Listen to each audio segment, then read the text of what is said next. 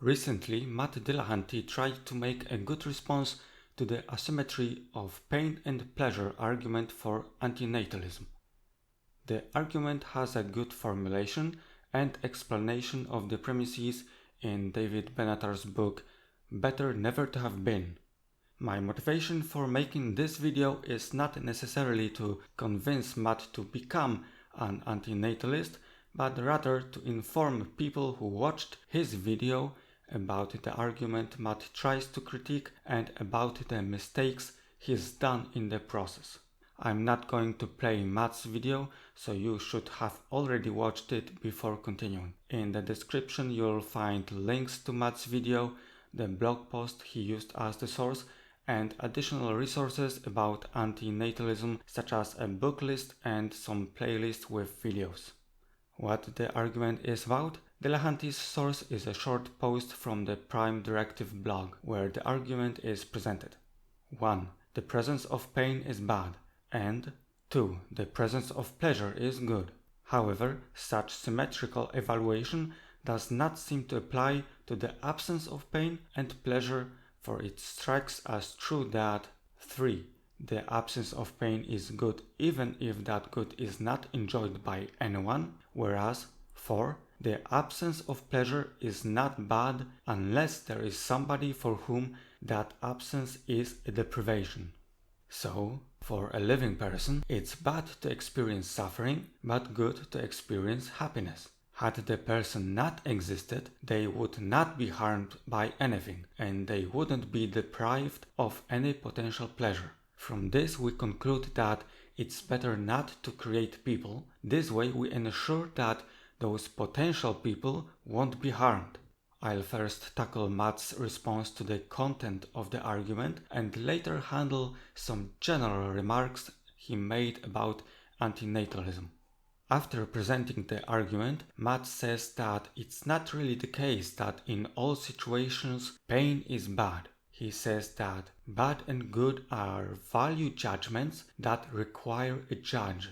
It's hard to tell how Matt interprets the word pain in the argument. Properly understood, the word refers to all types of suffering, frustration of preferences, deprivation of needs. Generally, it's a term used to describe all negative experiences we would rather not have.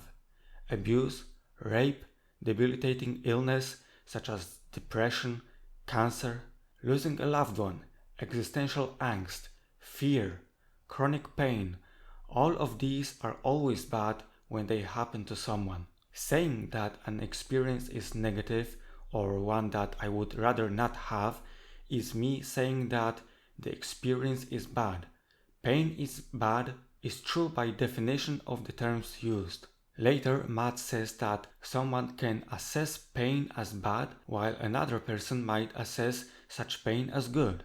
He makes this statement only because he doesn't understand how the word pain is used in the argument. As I just explained, all pain means is a negative experience, a bad mental state. It wouldn't make sense to say that someone is suffering while at the same time enjoying this suffering, which would be required to say that the experience is good. This would be a contradiction. Then Matt suggests that pain is a warning system and that it's good that we have it because we can learn from the pain and avoid greater pain. He says putting a hand over a hot stove without actually touching it to the point where you start feeling pain lets you know that if you were to put it down there, you would experience terrible pain. Such a warning system is good, he says. Pain is still bad, even if we overcome it. Pain is still bad, even if we can learn from it. In fact, we learn from pain only because it's bad, and we don't want to experience it again. If that pain wasn't bad, we wouldn't have learned the lesson. Pain is only a warning system because pain is bad. A painful warning about a potential greater pain can be interpreted as the lesser evil, but it doesn't make it good. More importantly, the warning system is good only for a person who can be harmed. It's still better not to be in a situation where you can and do get harmed. If you can't be harmed, you have no need to have a painful warning system. If you don't exist, there is no one who could benefit from a warning system.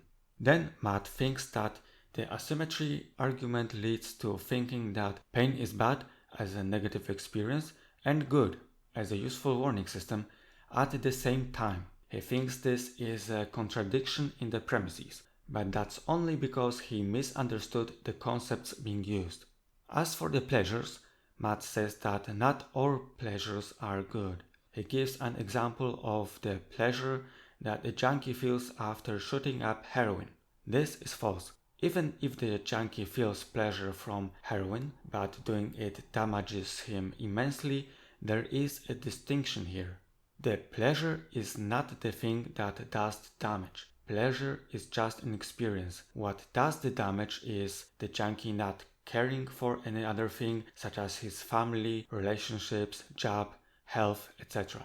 This is what causes him harm, not the pleasure. Using heroin to feel good is not a good thing or action, not because the pleasure from heroin is not good, but because the addiction leads to bad consequences and behaviors. After that, Matt gives another example of something that is not necessarily good: sleep. This is a weird mistake. The pain-pleasure asymmetry argument doesn't say which activities are or have to be considered good or bad. The only thing we have to keep in mind is that there are some things and actions that lead to negative experiences. For example, trying to be awake for too long will inevitably decrease your well-being. The effects of not sleeping for a prolonged time are what's bad. To that, Matt adds an example of people who will deliberately hurt themselves to get pleasure: Munchausen syndrome. The example given by Matt does not provide any support for his claim. Indeed, the people who harm themselves to get some benefit from this experience both pain from harm and pleasure, for example, from getting care from others. They experience both negative states and positive states, and clearly the positive ones outweigh the negative ones for them. They probably don't relish in the suffering itself, but treat it as a means to an end. Also, if you build your case on a few malfunctioning brains, then I don't think you have a solid ground for your position. Matt says that we can't simplify the world to pain bad, pleasure good, and mentions his friends who say that our primary motivation is to avoid pain. It's a non-disputable fact that we can get through some pains, sitting long hours to finish some project, training to get results.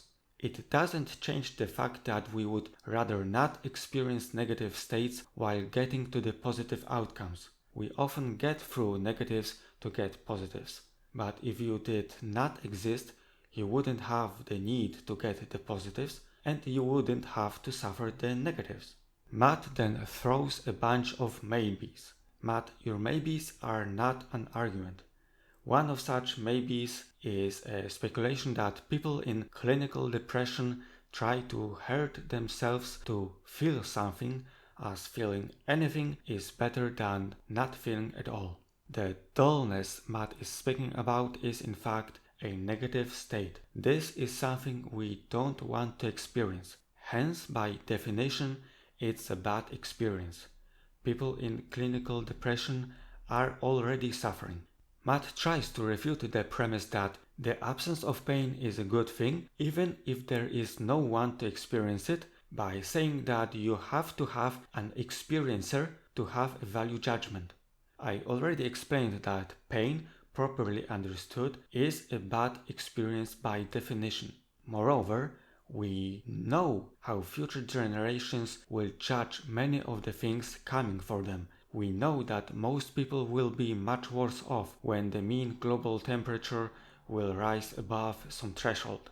When we think about the future generations, we generally try to prepare the world for them the best we can.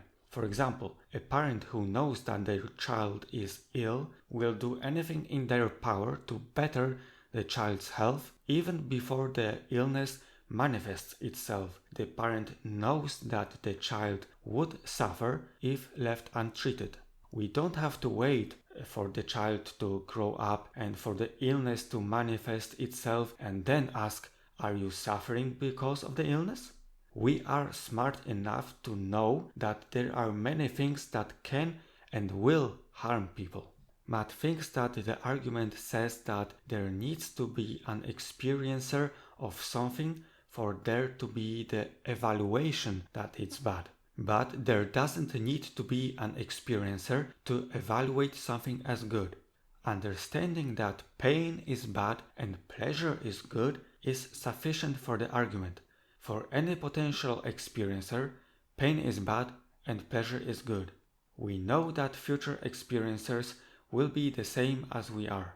From this, Matt goes on to say that in order to evaluate whether or not an action is pain or pleasure, there needs to be the evaluator. No, we don't talk about specific actions. The argument talks about experiences, and some experiences are bad, some are good. It doesn't matter if I find playing chess to be painful while you find it to be pleasure. My suffering through the game is bad for me. Your enjoyment of the game is good for you. After you came into existence, there are some things that will lead to you suffering, and some people are suffering immensely. Torture, famine, Holocaust, rape, abuse, etc. Again about the pain, Matt says that some people will be undermined by some pain while others will overcome it and get the reward. The reward matters only for the living. If you didn't exist, the existence of the potential reward wouldn't matter. Even the winners only have to go through the pains because they exist. If a winner had not existed, there would be no one who would miss the pleasure from getting the reward. Matt says that the pain is worth it. Of course, for someone it may be worth it, but so what? Some other painful experience may not give them any reward. Just because we can subject ourselves to some discomfort to achieve our goals does not make the discomfort itself good. It just means that we had to suffer through it to get something good. Matt thinks that the antinatalist argument says that no amount of pleasure can override even the smallest amount of pain. Matt is hung up on the living person. For an already existing person, this is not the case. But antinatalism is an argument for not bringing people into existence. When considering a potential person who can potentially come into existence, not getting this great pleasure is not a bad thing, as the argument explains. Matt says that we as an advanced society have to come up with means to heal ourselves to overcome the pains. We only have to do that because we exist. There would be no need to do that if you haven't been born. Consider two people. H is always healthy. He never gets sick. He doesn't have any ability to recover from disease. S is very often sick, but he recovers quickly from every disease. All things being equal, which one is better off? Obviously, H is better off because he never suffers any illnesses.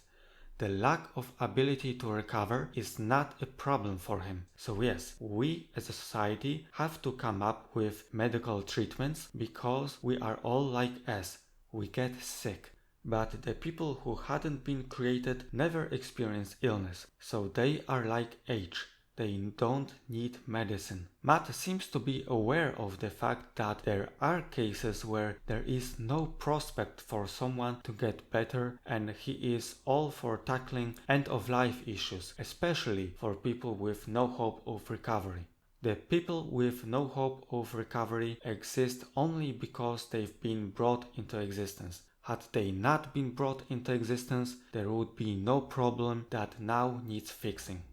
Near the end, Matt drops the ultimate maybe. He says that maybe sometime in the future we'll come up with solutions to suffering. Wow, great, Matt. So you literally pay for the slim prospect of future utopia with millions of abused, tormented, and degraded lives of people who will have to suffer immensely before your magical utopia becomes reality. How about you just say, maybe we'll all go to heaven, huh?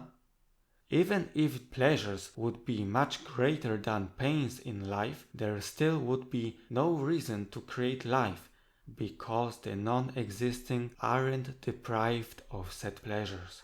That's it for the content of the argument. Now I'll skim quickly through the general way Matt handles the topic. At the very start, Matt poisons the well by associating antinatalists with nihilists. Matt either doesn't know what nihilism is, or he wrongly thinks that antinatalists believe that humans have no value.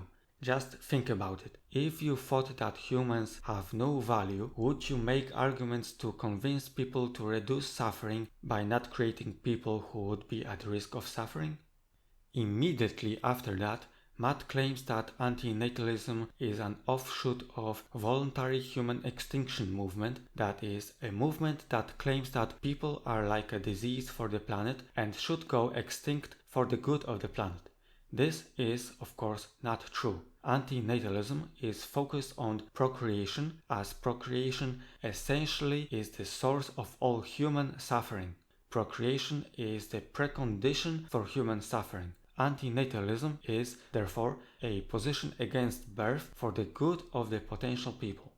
Matt ends by saying that antinatalists admire people with depression and encourage suicide. Matt jumps from simply not understanding the argument and making a bad response to being full-on disingenuous. Antinatalism does not glorify depression or suffering, nor does it take a pro-suicide stance. There is a very clear distinction in the antinatalist philosophy between a life worth living and a life worth starting. Life is worth living for many people, but life is not worth starting for any potential person, according to antinatalism. In general, Matt read a short blog post that presents the argument without going to the source, which is David Benatar's book Better Never to Have Been. Of course, a blog post cannot go into much depth to explain all the terms and present justification for the premises, as that would take a whole book to do. So all the mistakes Matt has done stem from him not reading the material that is needed to understand the argument in full. The effect of this is that Matt attacked and defeated a strawman version of the argument.